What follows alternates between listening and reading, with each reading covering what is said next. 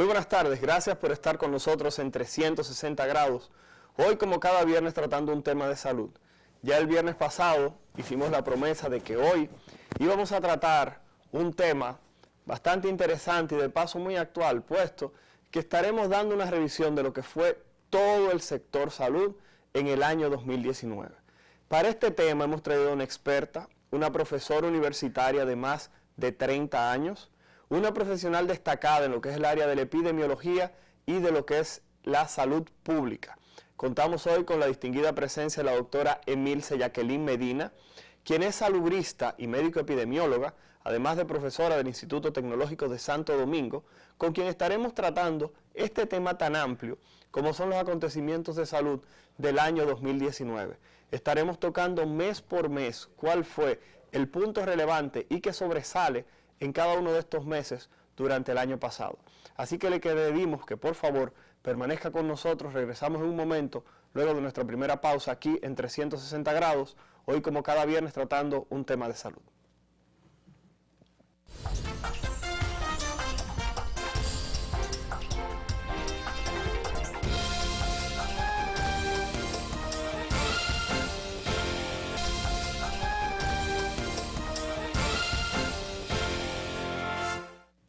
Muy buenas tardes, gracias por continuar con nosotros en 360 grados.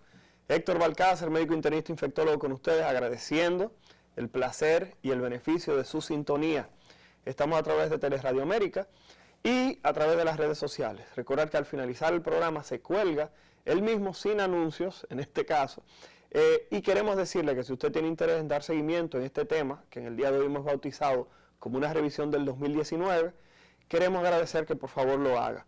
Contamos hoy con la presencia de la doctora Emilce Jacqueline Medina, quien es salubrista y médico epidemióloga, con quien estaremos tratando este tema tan interesante de todo lo que fue el panorama de salud del 2019. Doctora Medina, muchas gracias por estar con nosotros, es un placer saludarle. A ti por la oportunidad que me da para compartir este pasaje histórico recién acontecido en el país, como es todo lo que ha pasado en relación a la salud pública en el 2019. Excelente. Doctora Medina, entonces vamos a iniciar hablando de lo que ha sido la enfermedad que posiblemente mayor cantidad de titulares ha copado en este año que recién finaliza, 2019. Y vamos a hablar específicamente del dengue. Tuvimos más de 15.000 casos, algunas personas hablan de que ya finalizamos el año con cerca de 20.000, con una cantidad de fallecidos importantes. Y la pregunta obligada tiene que ser, ¿por qué todos los años en República Dominicana siempre se habla de dengue? ¿Y por qué tuvimos tantos casos en el 2019 cuando en años anteriores teníamos cifras que eran extremadamente bajas? ¿Podría por favor darnos su opinión sobre el tema, por favor, doctora Medina?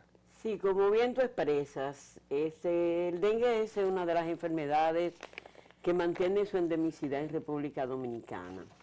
Pero bien, cada vez que aparecen un número, vamos a decir, anormalmente elevado de casos, ya estamos hablando de una epidemia, cuando comparamos cómo se comportó en dengue en años anteriores. De manera que siempre vamos a tener casos de dengue, vamos a tener casos de malaria, casos de chikungunya, casos de zika, obviamente en diferentes dimensiones. ¿Por qué el dengue permanece?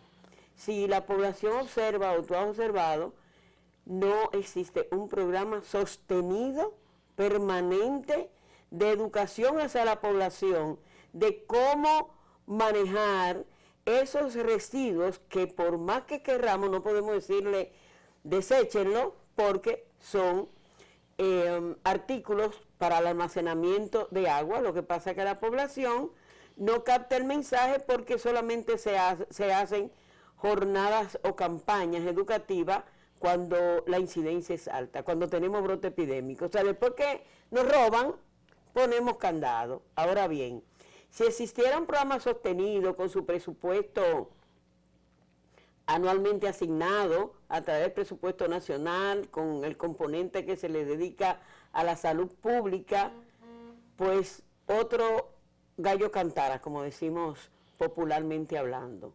Pasa que la población, cuando deja de escuchar mensajes educativos hacia la prevención de alguna enfermedad, piensa que fue que ya desapareció o que no existen los casos. Y ahí es donde viene la sorpresa de la acumulación de muchos niños que van siendo afectados por esta enfermedad, que abarrotan los hospitales y solamente se trata cuando el problema está latente. El dengue es una enfermedad que en los años 80 fue catalogada como la catástrofe mundial más grande que ha acontecido, de manera que en países como el nuestro, tropical, donde las lluvias están permanentemente, donde no tenemos una cultura de depósito de desechos sólidos de manera adecuada, pues vamos a estar conviviendo con el dengue. De manera que también la población tiene que saber que si le da el dengue una primera vez, no es esa única vez, por esa vez puede quedar inmunizado, pero tiene que concursar 3 veces más, porque siguen circulando los otros 3 serotipos. Lógico que si nosotros como país, como Ministerio de Salud Pública, dedicáramos unos recursos para todas aquellas enfermedades transmitidas por vectores principalmente, de manera sostenida y permanente, estuviéramos enviando mensajes a la población, algún cambio de comportamiento en la población lograríamos. Pero si es de tiempo en tiempo, aunque es permanente su endemicidad en el país, porque eso es lo que significa endemia, el que siempre van a aparecer casos, pero no con apagafuegos. ¿Tú ves? No hacer campañas por momentos, sino que en República Dominicana se hable todo el tiempo de dengue, de la manera de prevenirlo, y que se vuelva ese trabajo comunitario de tratar de reducir los números de casos. Me parece atinado justamente ese llamado de parte de la doctora Medina. Doctora, la mortalidad por dengue, simplemente se ha generado cierta discusión entre lo que son los casos reales de personas que han fallecido por dengue, y ha existido un pugilato entre el colegio médico, las autoridades, etcétera. En cuanto a esa parte, ¿realmente a quién uno le cree? ¿Al ministerio o le cree al colegio médico, o algunas voces aisladas que saltan por ahí diciendo que tenemos una cantidad importante de fallecidos por dengue? ¿Cuál sería su opinión personal, doctora? Bueno, yo creo que el sistema de vigilancia que existe en el país es un programa bastante efectivo que lo maneja la DIGEPI, la Dirección General de Epidemiología. Yo creo fehacientemente con los datos que ellos generan, porque también involucra la búsqueda de casos, una búsqueda activa, o sea que salen los técnicos a buscar los casos en el sector privado también, de manera que yo le doy mucha credibilidad a los datos que da el ministerio. Ahora bien, lo que ocurre es que tenemos que tener el criterio primero de lo que es un caso sospechoso de dengue, de lo que es un caso probable y de lo que es un caso confirmado. No podemos festinar que todos los casos sospechosos van a ser dengue, porque ahí tenemos otras enfermedades que también están latentes en República Dominicana, como es el caso de la malaria. Pero es mejor no confundir ninguno de los otros, porque también tiene su sintomatología, aunque similar, pero algunas características diferentes. Ahora bien, con Zika y chikungunya es mejor diagnosticar un Zika y un chikungunya como dengue, y no un dengue como chikungunya, porque claro, ahí estamos perdiendo la oportunidad de salvar una vida. Esas otras dos no matan tan rápidamente como el dengue, y sobre todo a la población en riesgo y a la población más afectada, que es la población infantil, adolescente y los envejecientes, que difícilmente la padecen porque por su cronología de edad ya han padecido dengue por los otros serotipos, y cada serotipo genera su inmunidad. Perfecto. Doctora Medina, continuando con el tema, en el otro mes, en el mes de febrero, se comenzó a hablar de talleres y capacitación sobre violencia de género. Ya en estos primeros días del año 2020 o 2020, comienzan a aparecer 4 a 5 mujeres que mueren a mano de hombres, y se comienza a hablar de feminicidios como una epidemia.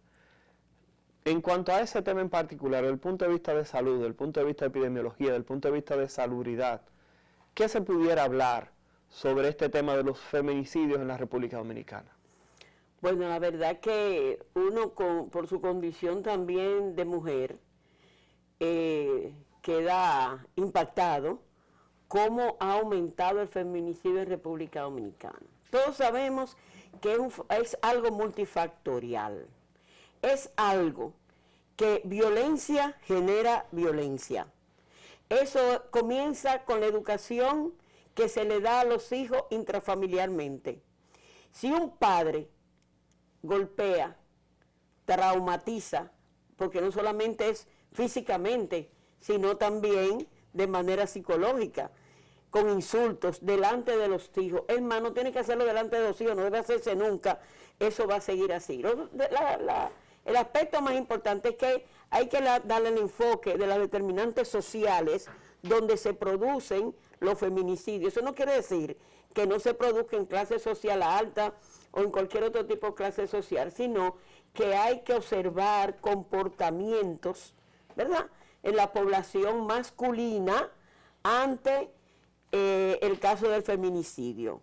Y el comportamiento de la agresión masculina no solamente comienza en la vivienda, no solamente comienza en la familia, sino también que en algunos aspectos, en algunos grupos sociales, se da por la competencia de que, ¿verdad?, yo soy el fuerte, yo soy el que tengo que poner las reglas de juego en esto.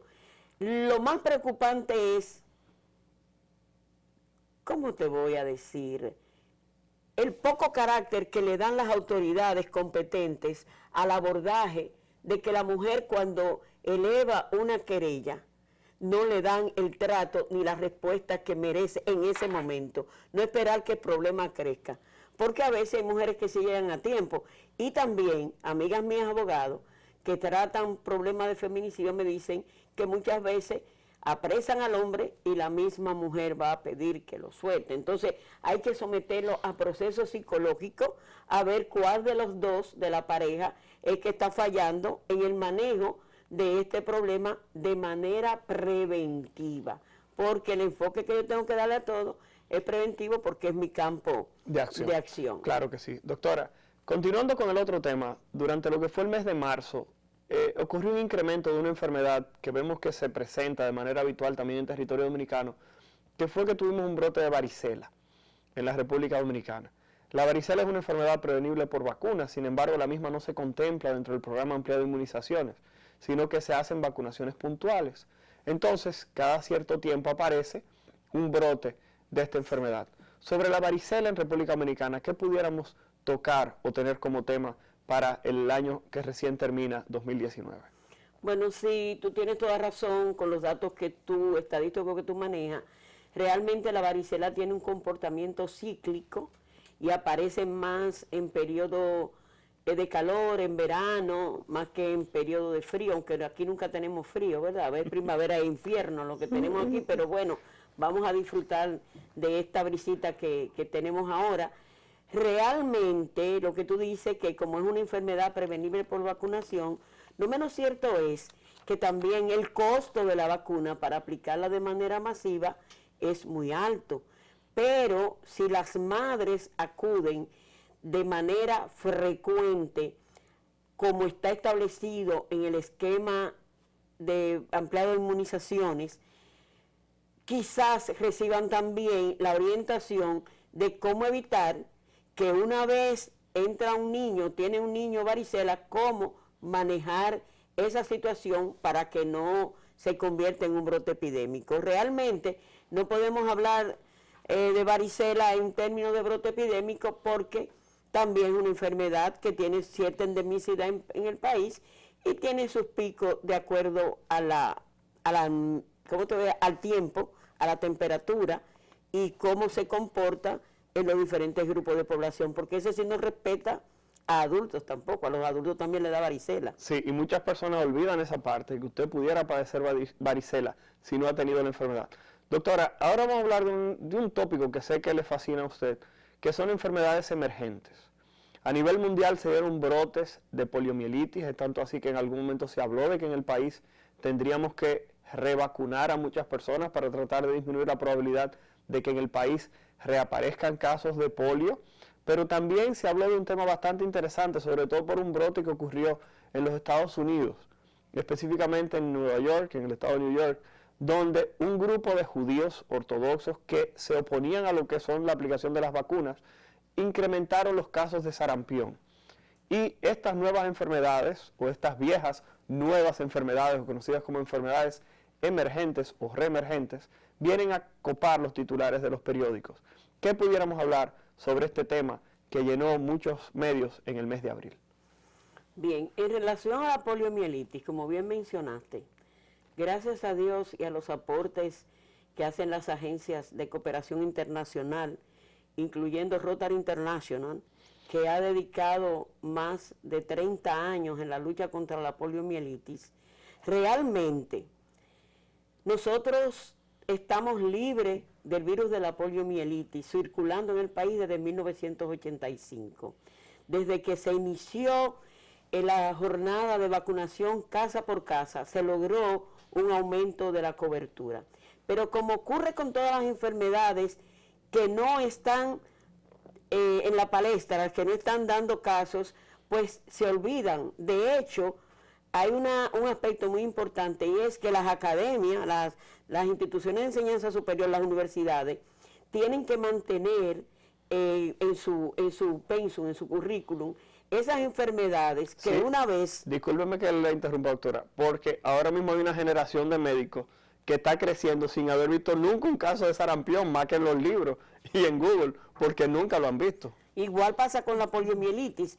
Entonces, es una enfermedad que mientras exista un caso, o sea, un niño con poliomielitis en el mundo, el resto de los países que ya hemos erradicado esta enfermedad, puede que aparezca una reemergencia de la misma, porque recuerda que un viaje de África y de Asia, donde están realmente reportándose casos, no, pues se coloca aquí el caso en 36 horas en un avión, de manera que todos los demás países están en riesgo. En relación al sarampión, ha sido también una enfermedad erradicada en República Dominicana, que se sepa, ha sido erradicada en República Dominicana, certificada por la Organización Mundial de la Salud, como nosotros, República Dominicana, como país libre de la circulación del virus del sarampión. Pero, oh sorpresa, Estados Unidos, con un brote inmensurable de casos, porque hay muchos casos que no llegan a ser diagnosticados allá, donde nosotros permanentemente estamos recibiendo viajeros. Ahora bien, el sistema de vigilancia epidemiológica de República Dominicana está tan fortalecido que si han llegado viajeros con síntomas de sarampión, pero automáticamente es aislado. Ahora bien, como el sarampión se transmite por la vía oral, por las gotitas de flux, o sea, las gotitas de saliva que expulsamos cuando estamos hablando o tosiendo, todos los empleados, absolutamente todos los empleados de las zonas turísticas están vacunados contra esta enfermedad. De manera que ahí tenemos la primera barrera epidemiológica para impedir que se reemerge, o sea, que vuelva la enfermedad como una enfermedad reemergente a República Dominicana. Pero lógico, esto no es 100% seguro. Ahora bien, lo que sí tenemos que exhortar a través de todos los medios de comunicación es que las madres cumplan y los padres cumplan con su deber de llevar el niño a los puestos fijos de vacunación. Aquí difícilmente se agotan las vacunas, porque yo creo que uno de los programas más eficientes que tiene el ministerio es el programa ampliado de inmunizaciones, porque realmente se hacen estudios. Nuestras felicitaciones al doctor Garib. Sí, claro, y a su equipo, ¿verdad? Claro, y a su equipo. Que se mantiene en ese aspecto vigilante y llegan tan pronto hay una denuncia de un caso sospechoso, ahí llega el equipo a dar grupo de respuesta rápida, así es que se llama, que se sepa que ahí se da una respuesta inmediata. Perfecto. Doctora, en 3 minutos, un tema que copa los titulares en mayo es la mortalidad materno-infantil. Un tema en el cual la República Dominicana lamentablemente se ha quedado debiendo y que somos líderes comparados con muchos países y algunas regiones. Sobre el tema de la mortalidad materno-infantil en 3 minutos, antes de irnos a la pausa, ¿qué usted pudiera decir al público de 360 grados? Bueno, esa es otra problemática que se enmarca dentro de problemas de salud pública, porque cuando estamos hablando de mortalidad materna inicialmente, porque, ¿verdad?, de la madre al niño, es que tenemos que manejarlo, el binomio completo, Cuando decimos que está alta, quiere decir que la calidad en la atención a esa mujer embarazada está fallando. Tenemos que revisarlos. Y si es la mortalidad infantil, nos coloca en un país que difícilmente esté saliendo del subdesarrollo. Porque si están muriendo los niños, ¿quién va a desarrollar la economía de un país si no son los niños? Entonces, es un problema que tiene una amplia dimensión multifactorial y tenemos que enfocarnos a la educación sexual de la niña y el niño de manera temprana, hablándole con propiedad, para que luego no surjan los dolores de cabeza de que se murió la madre, que se murió el niño y no pudimos hacer nada. Perfecto. Señores, estamos conversando con la doctora Emilce Jacqueline Medina, salubrista epidemióloga, sobre los acontecimientos de salud del año 2019.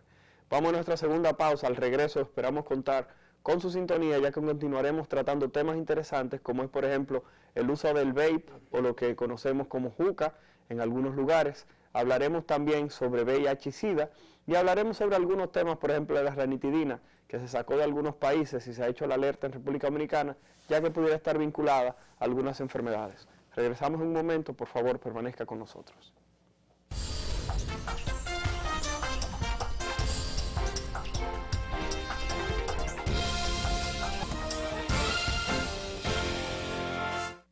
Gracias por permanecer con nosotros en 360 grados. Héctor Balcázar, médico internista infectólogo con ustedes, en presencia de la doctora Emilce Jacqueline Medina, salubrista epidemióloga, con quien estamos haciendo un pequeño resumen de lo que fue el año 2019 en temas de salud.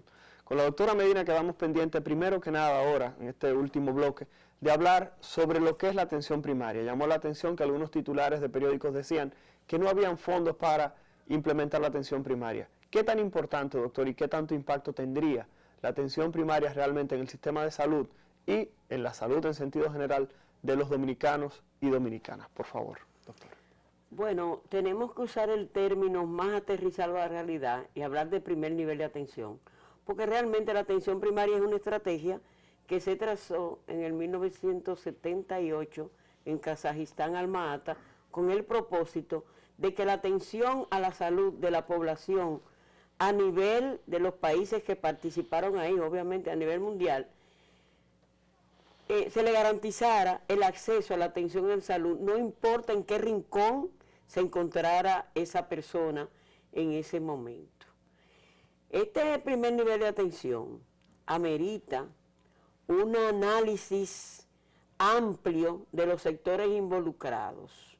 Y tenemos que comenzar primero por el recurso financiero para la sostenibilidad en el tiempo de ese sistema de atención o ese modelo de atención, donde también la preparación del recurso humano que va a prestar servicio en ese primer nivel de atención tiene que tener un amplio conocimiento de lo que es la atención a la salud de la comunidad. De ahí que existe una especialidad que, si Dios me diera la oportunidad de poder hacerla, aunque sea como hobby, yo estaría pensando que el médico especialista en medicina familiar y comunitaria sería el recurso idóneo para estar instalado como prestador de servicio a nivel de ese primer nivel de atención. Este es un médico especialista que sabe perfectamente que atender la salud de la comunidad, involucrando a la comunidad en la solución de sus propios problemas, daría una buena respuesta a lo que el país merece y necesita ya, sin dar más prolongación en el tiempo de que se inicie una vez por todas ese primer nivel de atención de manera nacional, no por partes. Ahora bien, escuché al ministro hablar de lo que sería un ensayo piloto. No está mal, porque realmente la infraestructura está dada, los recursos están, lo que se necesita es la buena voluntad de todos los sectores involucrados, sin discusión alguna. Perfecto. Doctora, otro tema que queríamos tocar es el uso de los cigarrillos electrónicos o el vape, como se conoce, así como la juca, y el consumo de alcohol entre adolescentes y embarazadas. Quisiéramos por favor tocar ese tema, ya que los fallecidos por el uso de los cigarrillos electrónicos o vape se ha disparado a nivel mundial, y aquí en República Dominicana ya hemos observado casos de personas con problemas y síntomas respiratorios importantes. Desde el punto de vista de salud pública, ¿cuál es la preocupación y qué se pudiera hacer? Bueno, comenzar por la comercialización de los mismos. Yo doy un enfoque a que si tú no tienes a la mano un recurso que te apasiona usarlo por, no voy a decir por ignorancia realmente, porque generalmente el que usa el vapeo es una persona que tiene cierto nivel educativo, en la mayoría de los casos, y sobre todo los cigarrillos electrónicos, que no son tampoco tan baratos. De manera que hay que hacer una amplia campaña educativa, orientando a la población sobre el daño que produce, aunque hay personas que dicen que de algo se tienen que morir. Me da mucha pena que piensen así, porque yo creo que lo mejor es estar vivo y sano, estar en salud. De manera que la juca, viste, todo lo que se ha dado en el país para esto. En una oportunidad llevamos una especialista, una neumóloga, la doctora Maribel Jorge, a hablarles a los estudiantes de INTEC sobre el uso de la juca. Y, oh sorpresa, más del 50% dijeron, testimoniaron que la habían usado. Me llené de sorpresa porque realmente uno vive trabajando en el mensaje de la prevención, sobre todo de las enfermedades producidas por el tabaquismo. Existe la estrategia MPOWER lanzada por la Organización Mundial de la Salud, donde muy específicamente se le expresa cómo comenzar a controlar este problema que causa todos esos medios que producen algún daño permanente en el sistema respiratorio de la población. Sobre todo, llamo la atención a la mujer embarazada o a la mujer que todavía no se ha embarazado, que al final lo que van a tener es un niño en bajo peso, si es que llega a nacer, y van a estar también llevando el efecto del tabaquismo, al igual que el hombre, al resto de la familia cuando lo hacen en un lugar cerrado. Perfecto. Doctora, otro tema también que copó titulares de periódicos a nivel nacional e internacional fue la ranitidina vinculada al cáncer. Cuando las personas tenían dolor de estómago, se tomaban su ranitidina, iban a la farmacia, y de repente aparece un estudio que habla de que las ranitidinas, sobre todo unos nombres comerciales específicos, estaban vinculadas a cáncer. Y esto generó cierto grado de alerta, de alarma. La pregunta es, ¿qué hacer frente a esta situación desde el punto de vista epidemiológico y de salud pública, doctora? Lo peor que ocurre aquí en República Dominicana es que todo el mundo se cree que es médico. Y ahora, con el fácil acceso a las redes sociales, a nuestro amigo doctor Google, porque es doctor, ahí es que va toda la gente a ver qué es lo que tiene que tomarse ante cualquier síntoma, va y seguirá dañando el proceso de la automedicación, no solamente a que el efecto secundario de ese medicamento sea algún tipo de cáncer. También las altas dosis, porque todo medicamento conlleva una prescripción médica basada en el peso de superficie corporal que tenga una persona. No es la misma dosis de una persona gruesa a la de una persona delgada. No es lo mismo la dosificación a un niño que a un adolescente que a un adulto mayor. De manera que eso tiene que tener un control estricto de la sociedad y sobre todo del Ministerio de Salud Pública, para que no se expendan medicamentos que ya científicamente han sido comprobados que tienen un efecto secundario hacia una enfermedad crónica o catastrófica. Perfecto. Señores, hemos estado conversando con la doctora Emilce Jacqueline Medina, quien es salubrista epidemióloga. Hay algunos temas que se han tenido que dejar de lado por cuestiones de tiempo, como ha sido la lactancia materna, como ha sido el VIH y SIDA. También hemos dejado de lado algo sumamente importante, que es el suicidio. Pero quisiéramos que por favor la doctora, en un minuto, en este año 2020 que acaba de comenzar, o en el 2020, la doctora Medina por favor nos dé sus recomendaciones, sobre todo de lo que es la prevención en salud en este año. Doctora Medina, tiene un minuto para el público de 360 grados en este nuevo año? Bueno, yo creo que hay que retomar algunos programas que en el pasado dieron resultados, como es la educación para la salud, la educación sanitaria, y debe comenzar en ese primer nivel de atención del que hablamos anteriormente, de manera que cada tema tiene realmente sus medios, cómo evitarlos, los temas, quiero decir, de enfermedades que afectan a la población, de manera que si el Ministerio de Salud se orienta hacia lo que es la prevención, aunque en el 2007 se declaró el gobierno el año de la promoción y la prevención, se hizo poco, todo quedó en afiches, en pancartas, pero la sostenibilidad de los procesos de educación sanitaria, como yo he dicho en otros programas, que así como se desarrolló el proceso de la educación masiva a través de que ella aprende contigo, debe hacerse también una educación masiva sanitaria donde la población pueda identificar de manera temprana cuando se le presenta un síntoma de cualquier enfermedad, acudir inmediatamente a un centro de salud. ¿Por qué? Porque el que estudia medicina es el que sabe cómo abordar estos temas, no cualquier persona de la población. Dejemos esa cultura de lado.